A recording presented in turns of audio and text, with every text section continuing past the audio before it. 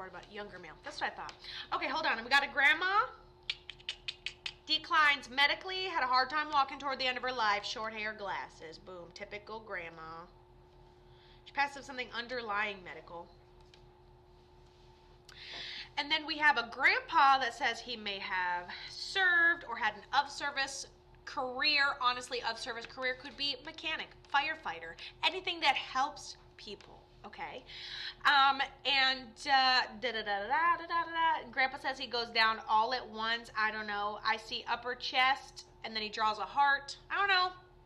Congestive heart failure, maybe. Okay, and then I have the young male. What the heck's his name? Benjamin. Oh, went by Joe. Okay, Joe it is. Joe tells me he takes partial responsibility. Joe says going, gone. I think he takes partial. Did I hit record? Yes. I think he takes partial responsibility, but primarily for the situation he was in. Drive fast recklessly. Have habits recklessly. I asked him, I was like, did you know you were going to pass? He goes, honestly, I didn't know that this would result in the end of my life. Going, gone. I would say passes in a tragic way. You didn't get a chance to say goodbye. I also feel like he gives me, my mouth is watering.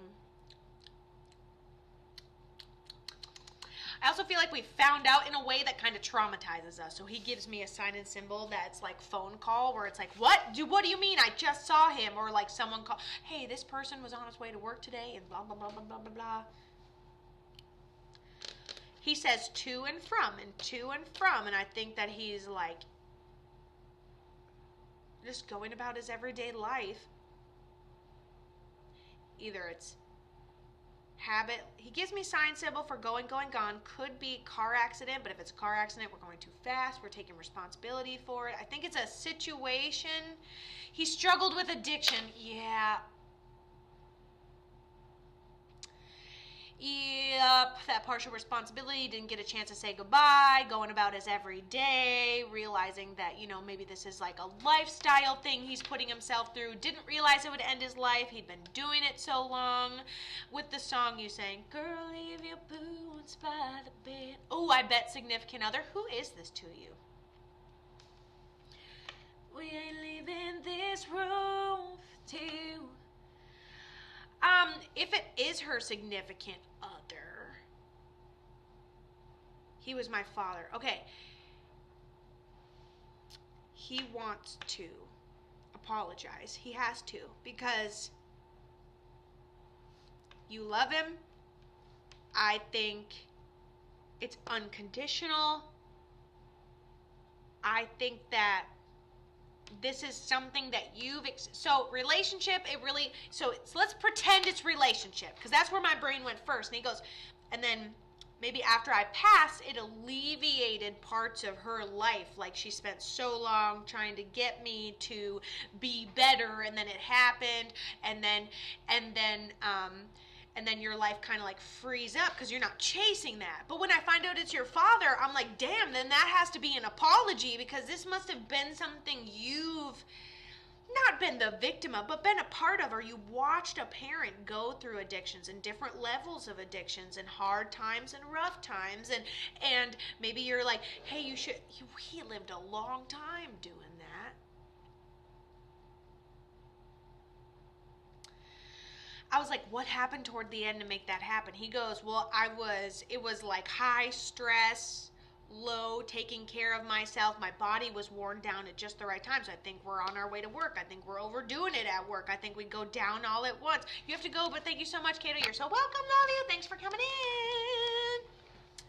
Communicating with spirits. Ask about Joe. Who is this AI nonsense?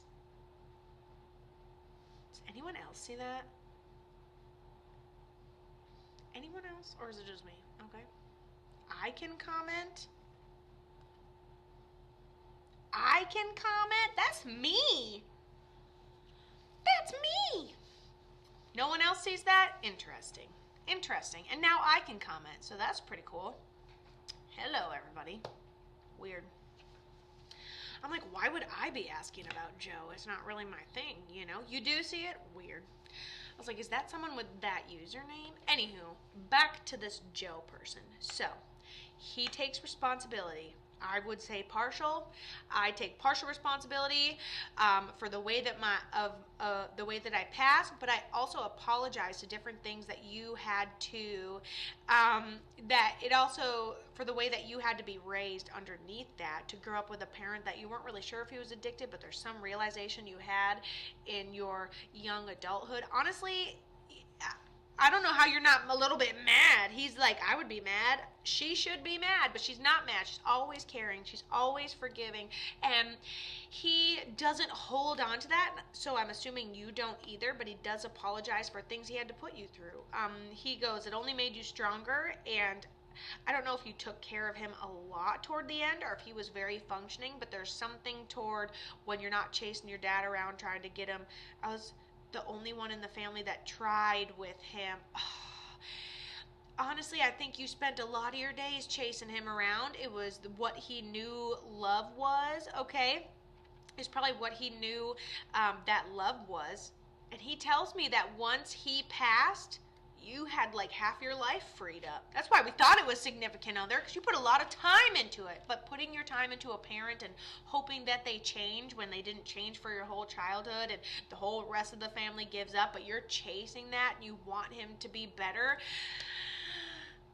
I don't think he was ever going to stop or quit. Honestly, I don't even know. Does he know I visited him in the hospital for... Yeah, hold up, pause. What was I supposed to say?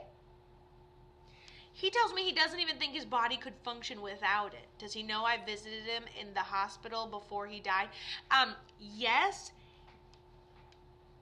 He shows me he's very pale. That's what he shows me. He's laying there. He's very pale. Maybe even a little bit of yellowish or greenish right here. And I feel like I walk up to him, hold on to his hand, I wipe his forehead. I kind of like, you know, you go up to your kid, hey, morning, buddy, you know? And I feel like you go up to him, you wipe his forehead. You are kind and tender.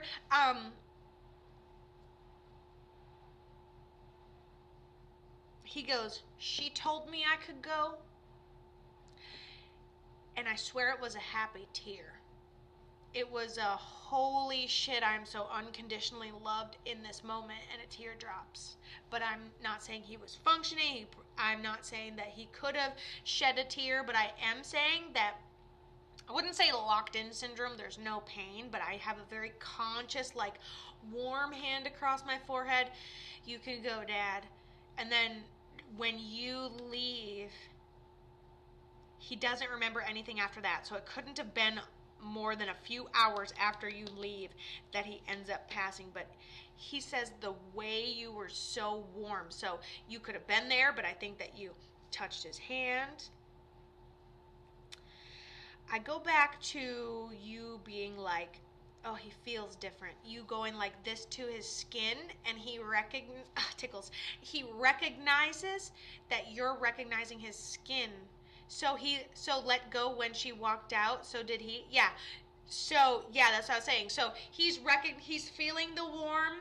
He's being told he can go. He is feeling her recognizing, oh, his skin's starting to change. Oh, his skin feels a little tougher or softer or cold or whatever it is. And it's almost like you guys are sharing telepathy thoughts. And then I hear like, damn, I am so fucking loved by her. And then you leave and my screen goes blank. So I don't think he lived long. I have a picture of me holding his hand, and he still sees it. Oh, I love that. I have a picture of me holding his hand, and he died hours after I left. Wow. I haven't seen him 7 months before he went to the hospital. He talks about going in and out of different stages of life, taking care of himself, and not, remember when he talked about this was a specific point in his life where he wasn't taking care of himself and wasn't doing the right thing, and the stress of it all, and just happened to be his health balance? Well, guess what? You're chasing him around your whole freaking life. Your whole freaking life.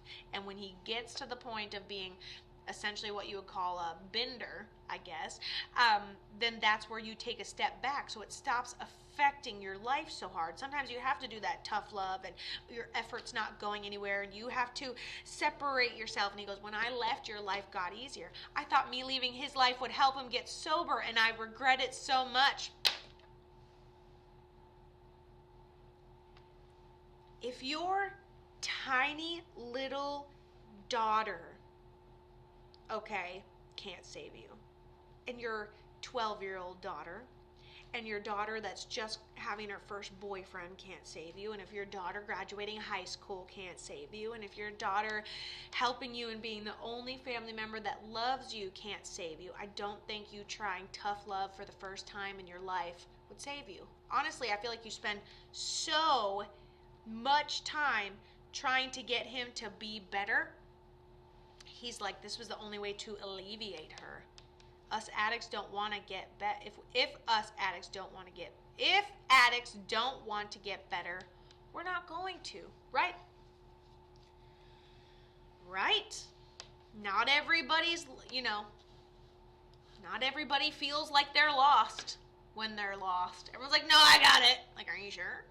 Feels really kind of lost, not gonna lie, Hello, Tasha, how are you? So he, again, takes responsibility for his actions. He apologizes for everything you've had to go through and everything you've had to experience with an addicted parent. You would have wasted your whole life loving him and chasing him and helping him. The one time you took your life back, he declined. You can't blame yourself. If you're the only thing holding the ship up, I promise you, you were not born on this planet, okay? If you were not born on this planet to live anyone else's life but yours, okay? You can't jump into your dad's eyes and unaddict yourself. I think it saved you from a lot of things, to be honest. I think it saved you from a lot of things. Like, you don't have to experience it yourself to learn that it's bad. Your dad could be like, hey, you want some of this? And you're like, no, I don't want to do that to my kids. Thanks. Right? No, I think it was a comment that I got. I don't think I got that from yours. Unless I just randomly said it. Then it wasn't me, it was Spirit. Just saying. Oh, yeah, Tasha. Yep. Damn, postcard huge today. I love it. All right, my dear. Love you, Ava. Mr. Joe on the other side. Is that his parents that came through? That grandma, grandpa came through for you? Is that his parents? I ran out of 4x6 with your reading, so I'm on a 5x7. You'll have to excuse me.